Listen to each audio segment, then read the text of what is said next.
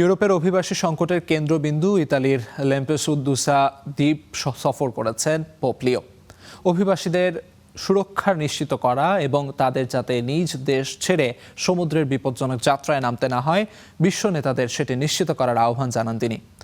ল্যাম্পেদুসার একটি কবরস্থানে নিহত নাম না জানা অভিবাসীদের প্রতি শ্রদ্ধা জানান তিনি।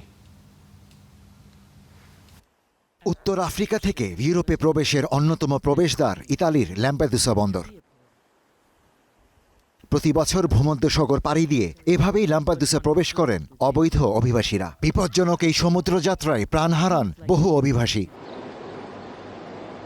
শনিবার দ্বীপটিতে পৌঁছে কালাপিছানা কবরস্থানে প্রার্থনা করেন পোপ লিও, যেখানে শুয়ে আছেন বিশ্বের বিভিন্ন দেশের জানা অজানা বহু অভিবাসী।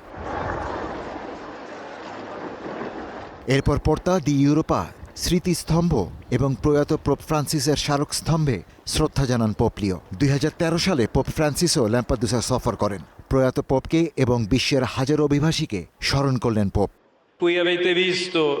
জরুরি মানবিক সহায়তার পাশাপাশি প্রয়োজন দীর্ঘমেয়াদী পরিকল্পনা, যা অভিবাসীদের গ্রহণ, সুরক্ষা, উন্নয়ন ও সমাজে অন্তর্ভুক্তির সুযোগ সৃষ্টি করবে। একই সঙ্গে এমন উন্নয়ন নিশ্চিত করতে হবে যাতে কাউকে বেঁচে থাকার জন্য বাধ্য হয়ে নিজের দেশ ছেড়ে যেতে না হয়। পোপের এই বার্তাকে স্বাগত জানিয়ে নিহত অভিবাসীদের পরিচয় শনাক্তে কার্যকর উদ্যোগের দাবি তুলেছেন অধিকার কর্মীরা।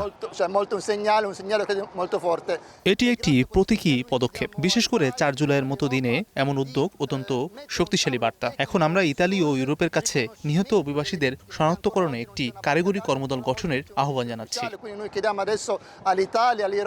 লিবিয়ার উপকূল থেকে ভূমধ্যসাগর পাড়ি দিয়ে ইতালির ল্যাম্পেদুসা পৌঁছান বাংলাদেশ, পাকিস্তান, সোমালিয়া, সুদান ও সিরিয়া সহ বিভিন্ন দেশের দরিদ্র অভিবাসীরা। দারিদ্র্য, যুদ্ধ, রাজনৈতিক অস্থিরতা ও উন্নত জীবনের আশায় তারা মানব পাচারকারীদের ফাঁদে পা দিয়ে এই ঝুঁকিপূর্ণ সমুদ্রযাত্রায় নামেন।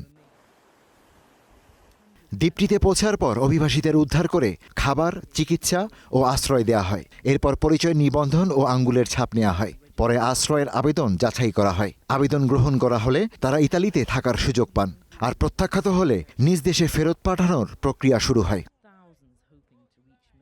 ল্যাম্পেদুসা থেকে আবারও সামনে এলো অভিবাসন সংকটের মানবিক চিত্র। পোপের আহ্বান কি এই অভিবাসীদের সুরক্ষা নিশ্চিত করবে? Ishtiaq Hossain, star news.